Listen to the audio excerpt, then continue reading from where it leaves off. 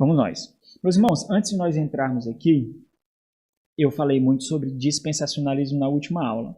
E a Amanda ela veio me questionar aqui algumas coisas do dispensacionalismo. Então, eu acabei falando muito, porque eu já falei muito sobre isso, mas alguns podem não compreender muito bem o que é dispensacionalismo, né? Até trava a língua você falar 3 vezes. Então, dispensacionalismo, ele faz contraste com o aliancismo. Ele faz contraste com o pactualismo.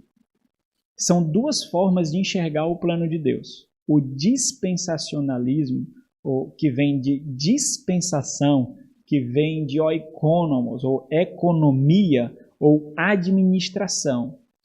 É a forma de Deus desenvolver o seu plano, o plano da redenção, ao longo da história, através de dispensações, períodos de tempo em que Deus se relaciona de uma forma com o homem e revela progressivamente o seu plano. Isso eu já estou sendo muito bondoso aqui, porque eu estou considerando o dispensacionalismo no seu único versão.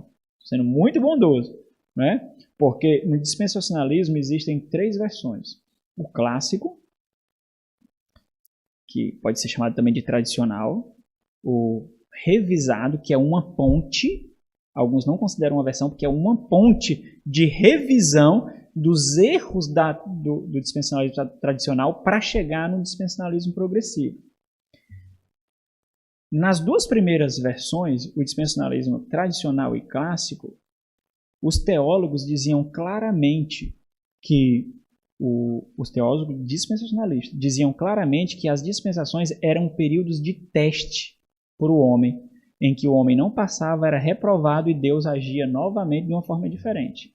Inclusive, na perspectiva dispensacionalista tradicional, né, revisada, a perspectiva era de que no Antigo Testamento o homem era salvo por meio das suas obras, pela obediência à lei, por isso ele era salvo.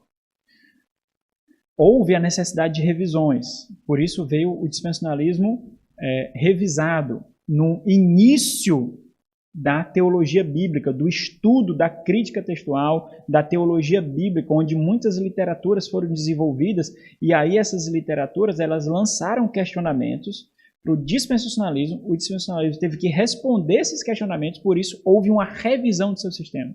Essa revisão continuou e deu à luz em 1980 o dispensacionalismo progressivo, com o lançamento do dispensacionalismo progressivo de Craig Bazin e Darren Bock. Então, olha o desenvolvimento. O dispensacionalismo nasceu no século XIX. Nós vemos ainda o seu desenvolvimento. Definir dispensacionalismo é muito difícil, porque cada teólogo tem uma definição diferente do dispensacionalismo. Cada um. A definição mais básica é essa que eu dei para vocês. Enquanto Deus, no aliancismo, desenvolve o seu plano redentivo com o homem através de alianças. Mas também no aliancismo existem dispensações. Só que a forma como eu defino dispensação não é estrutural ou prioritário como eu defino a aliança. Porque a estrutura do plano de Deus é sobre alianças. No dispensacionalismo é o oposto. O dispensacionalismo entende que existem alianças, mas a estrutura do plano de Deus é desenvolvida por meio de dispensações, em que ele se relaciona de uma forma com o ser humano, e em cada dispensação, em cada administração, Deus progressivamente revela o seu plano. Esse é o dispensacionalismo progressivo, certo? Então, não existe diferença, por exemplo, dispensacionalista arminiano ou dispensacionalista calvinista, não existe esse tipo de diferença.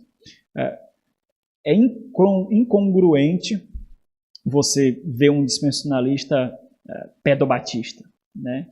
Também não existe essa teologia no campo dispensacionalista. Massivamente, existem muitas incongruências aí, né? Tem gente que faz tudo, né? Mas o dispensacionalismo é uma perspectiva nascida no meio credobatista, né? John Nelson Darby, que é o fundador do dispensacionalismo, em 1800 e alguma coisa, ele era presbiteriano.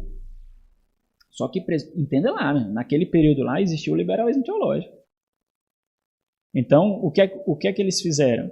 Eles, de forma interdenominacional, eles começaram grupos de estudo. Esses grupos de estudos não estavam ligados em denominação, não estavam ligados em pontos teológicos que separavam, porque a igreja já estava completamente separada. Eles formaram os grupos de estudos, irmãos de Plymouth.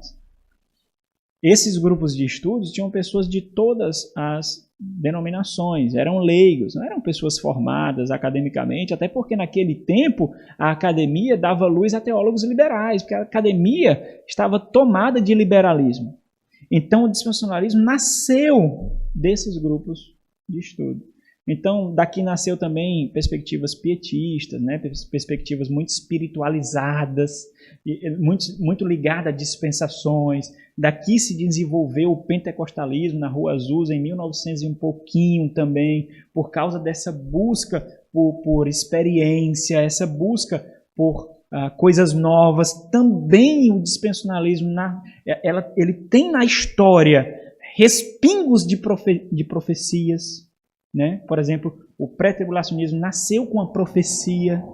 Né? Então, nós vemos isso aí. Então, o dispensacionalismo ele faz um contraste com o aliancismo. Né?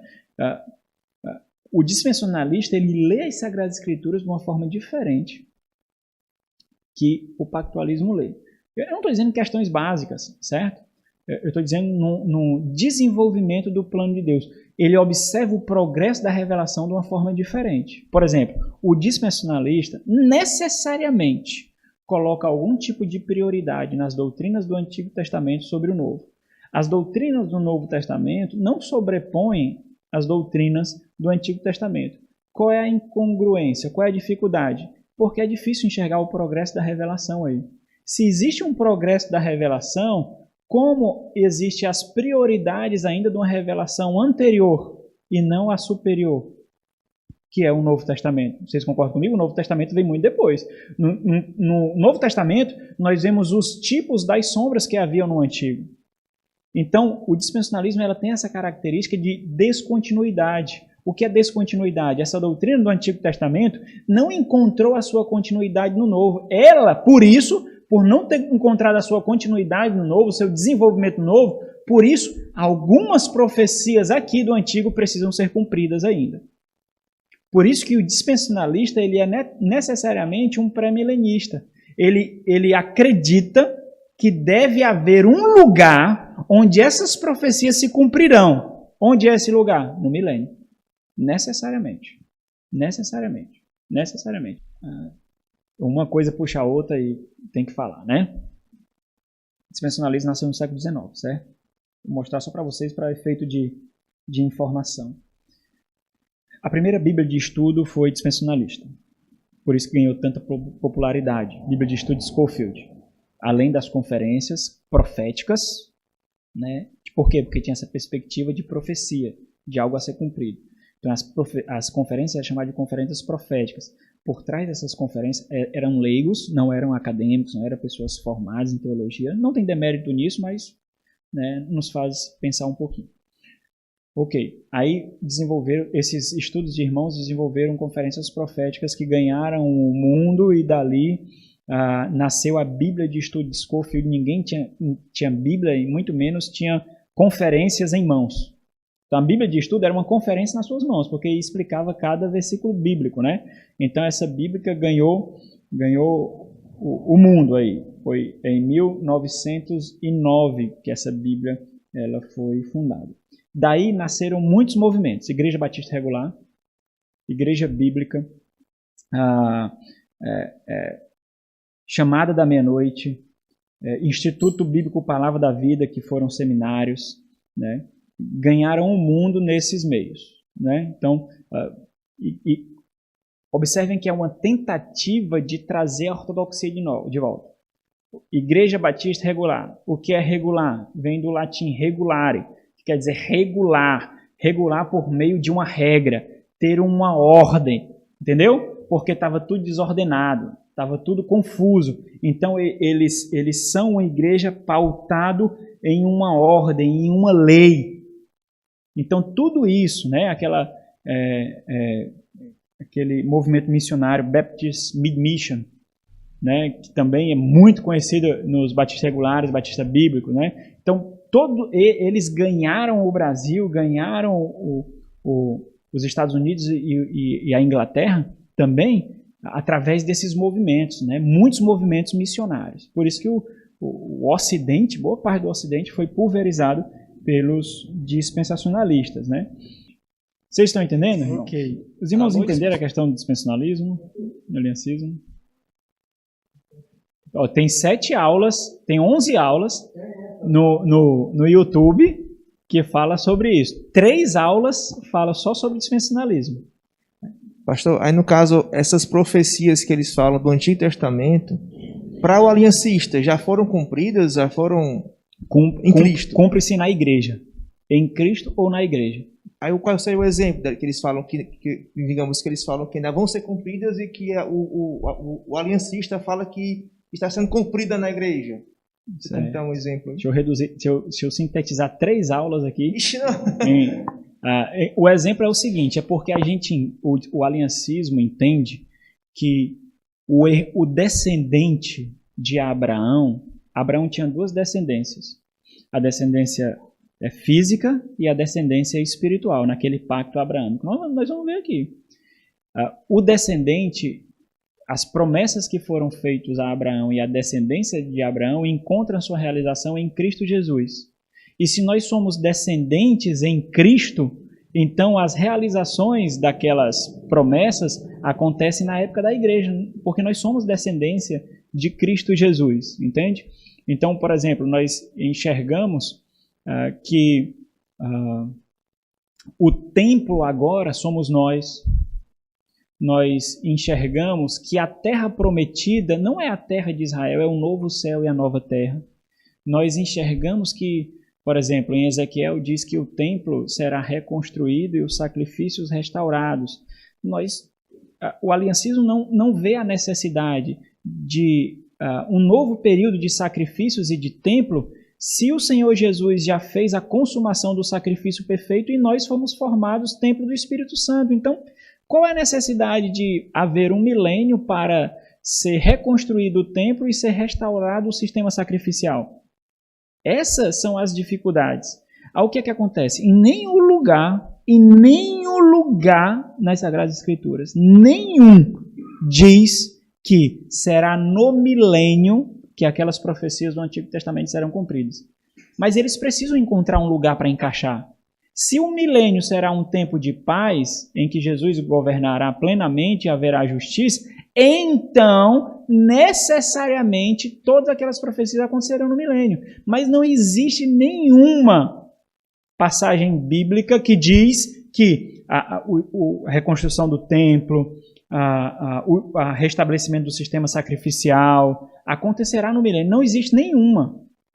A única passagem que fala do milênio é Apocalipse capítulo 20. Se você tirar Apocalipse capítulo 20, não há milênio. A dificuldade do pactualismo é colocar um capítulo para interpretar toda a Escritura. Essa é a dificuldade. O princípio da reforma protestante é que passagens mais obscuras são interpretadas por passagens mais claras. E não o contrário. Passagens claras têm que ser tornadas obscuras por uma passagem obscura. Você entende? Então, é essa a dificuldade. E por isso que eu realcei aqui para vocês que a minha escatologia, ela flui da forma como interpreto as Sagradas Escrituras. Necessariamente, se eu não fizer isso, eu acabo criando um monstro, né? Eu acabo criando algo que eu não consigo identificar.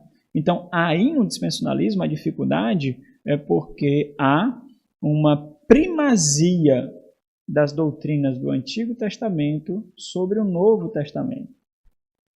Por isso, eles fazem diferenciação de Israel e igreja, porque não existia igreja no Antigo, existia Israel. E se existem doutrinas que precisam ser cumpridas, tem que ser cumpridas aonde? Não pode ser na igreja, porque foi prometido para Israel, tem que ser cumprido em Israel. Essa questão, meus irmãos, de que Deus ainda tem um trato com Israel, ela acaba sendo mais empírica, experiencial do que escriturística. Existem teólogos aliancistas que defendem que ainda Deus tem um trato ainda especial com Israel. Todos os estudiosos entendem que uma grande massa dos israelitas irão se converter, irão ser chamados, irão se converter e farão parte da igreja. Todos, né? Romanos 9 a 11, ali, isso é impossível de entender, de não entender. Mas existem alguns que entendem que Deus tem um trato extremamente especial ainda com Israel. A dificuldade, qual é a dificuldade? É porque é algo empírico. O que é algo empírico? Você olha para Israel e vê que ninguém consegue exterminar. Como que ninguém consegue exterminar Israel, meus irmãos? Israel é do tamanho de Sergipe aqui. Israel é uma bolinha. Israel não tem poder. Toda a mídia é contra Israel. Todo mundo é contra Israel.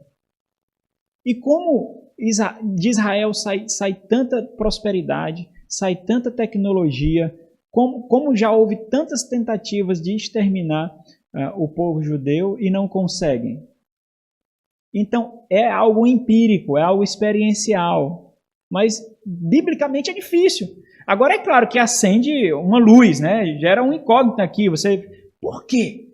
Agora a dificuldade é como eu interpreto isso à luz da Escritura. Se você interpretar, você vai ter que fazer alguma descontinuidade do Antigo para o Novo Testamento. E isso para o pactualismo é muito difícil.